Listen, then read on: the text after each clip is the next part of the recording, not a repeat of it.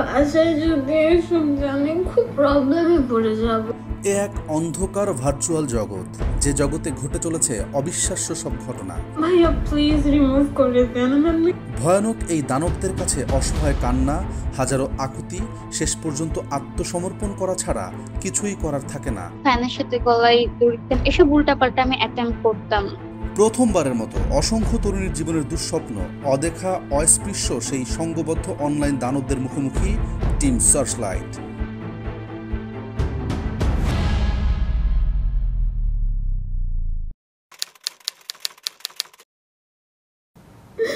আমাকে please help করেন। আমার কিছু বাসায় যদি এসব জানি খুব প্রবলেমে পড়ে যাব। আমি ভয়। কানাডায় টিম সার্চলাইটের সদস্য আব্দুল্লাহ ইমরানের সহযোগিতা চাচ্ছেন পর্নোগ্রাফির শিকার বাংলাদেশি এক তরুণী।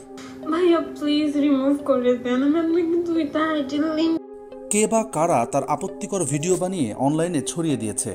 আতঙ্কিত সেই তরুণী নিরুপায় হয়ে শরণাপন্ন হয়েছেন টিম সার্চলাইটের।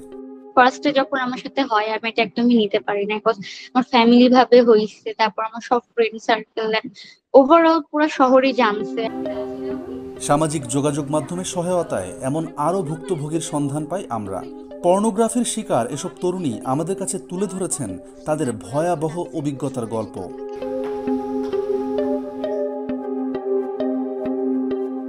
গোপনীয়তার স্বার্থে আমরা সেই কথাগুলোই উপস্থাপন করছি ব্যক্তি আর কণ্ঠ পরিবর্তন করে।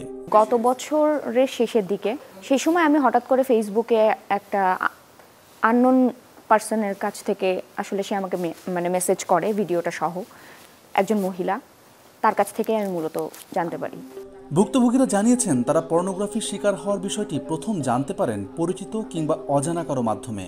যখন আমি কোনো কোচিং প্রাইভেটে যেতাম তখন কি হতো যে কোচিং এর ভাইয়ারা বা টিচাররা আমাকে সেক্সুয়ালি হ্যারাস করতো বা বুঝাইতো যে ওরা হয়তো জানে সেটা নিয়ে আমাকে হ্যারাস করতেছে। ইভেন যখন আমি আমার ক্লাসমেটরা আমাকে বাইরে দেখলে ইফটিজিং করতো। ইভেন এমনও হয়েছে যে ঈদের কয়েকদিন আগে আমি যখন কোচিং এ গেছি তখন আমাকে অনেকজন মিলে রেপ থ্রেট দিছে যে এই মেয়ে তো এরকম ভাইরাল হয়েছে, একে কিছু করলে যায়ও আসবেন, এরকম করে রেপ থ্রেট দিছিল। পর্নোগ্রাফি চক্রটির কন্টেন্ট পাওয়ার অন্যতম মাধ্যম ছিল ভুক্তভোগী তরুণীদের সাবেক প্রেমিক, যারা প্রতিশোধ নিতে অন্তরঙ্গ মুহূর্তের ছবি চক্রটির সিক্রেট প্ল্যাটফর্মে শেয়ার করে দিত। সোশ্যাল মিডিয়া নিজের যেই ছবিগুলো এর সঙ্গে অ্যাড করে করে একটা প্রোমো ভিডিও টাইপের বানিয়ে তার সঙ্গে আমার ফেসবুক আইডি আমার আরও বাদ বাকি সব সোশ্যাল মিডিয়ার যতগুলো আইডি আছে এই সমস্ত কিছু দিয়ে ভিডিওটা তৈরি করা।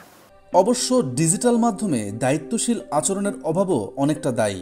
টার্গেট করা ভিকটিমদের ভুলে তাদের আইডি অনেক ক্ষেত্রে হ্যাকও করেছে চক্রটি। তারা আমার কাছ থেকে টাকা পয়সা চায়, যার বিনিময়ে তারা ভিডিও ডিলিট করে দিবে। যোগাযোগের পর চক্রটি ভিকটিমদের ছবি মুছে ফেলার প্রতিশ্রুতি দিয়ে ব্ল্যাকমেইল করত। সফল না হলে ধরত অন্য পথ। আমাকে এখনো প্রায় হুমকি দেওয়া হয় যে আমার ভিডিওস টেলিগ্রামে যাবে, আমার এই আছে ওই আছে সেই আছে।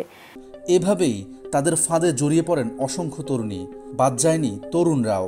শেষমেশ ফেরার কোনো পথ না পেয়ে অনেকে আত্মহত্যার চেষ্টাও করেছেন। অত হ্যারাসমেন্ট আমি নিতে পারি নাই, সো ওইটার জন্য হয়েছিল কি আমি সুইসাইডও হয়ে গেছিলাম। দেন নিজের মাথার চুল কেটে ফেলছিলাম, হাত কাটতাম বা উল্টাপাল্টা ফ্যানের সাথে গলায় দড়ি দিতাম, এসব উল্টাপাল্টা আমি অ্যাটেম্প করতাম। এডিট করে আমার পিকচার্স গুলো একসাথে ওইটার মধ্যে অ্যাডজাস্ট করে দেন ও পাবলিশ করে একটা গ্রুপের মধ্যে। গ্রুপটার নাম পমপম আপডেট এরকম কিছু একটা। ওই গ্রুপে আপলোড করার পর আমার ফ্রেন্ড সার্কেল যারা ছিল অনেকেই ভিডিওটা দেখতে পায়। ইভেন ওরা আমার ফ্রেন্ডদের যাদের সাথে আমার অ্যাড ছিল ওরা সবাইকে এটা পাবলিশ করে, সবাই ইনবক্সে যা দিচ্ছিল। এই কারণে পরবর্তীতে আমি অনেক মানসিকভাবে প্রেশারকৃত ছিলাম। বাসার থেকে অনেক কথা শুনতে হয়েছে, ঘরবন্দি হয়ে গেছি। ওই মেয়েটার ক্ষেত্রে ওই মেয়েটা 3-4 বার সুসাইড করার ডিসিশন নিয়েছিল। অ্যাডমিনকে নক করলে ওরা আর কি কিছু টাকার বিনিময়ে ভিডিওটা ডিলিট করার কথা বলেছিল, বাট গ্রুপে অ্যাডমিনকে নক করার পর কোনো রেসপন্স করেনি। ভুক্তভোগীদের দেয়া তথ্যে পর্নোগ্রাফি চক্রটির কার্যপদ্ধতি সম্পর্কে একটি ধারণা পাই আমরা। টেলিগ্রাম অ্যাপ ভিত্তিক সিক্রেট গ্রুপে স্পর্শকাতর ছবি বা ভিডিও নিয়মিতভাবে আপলোড করে তারা। কিন্তু কারা এর নেপথ্যে রয়েছে তা খুঁজে বের করতে চেষ্টা চালিয়ে যায় টিম সার্চলাইট।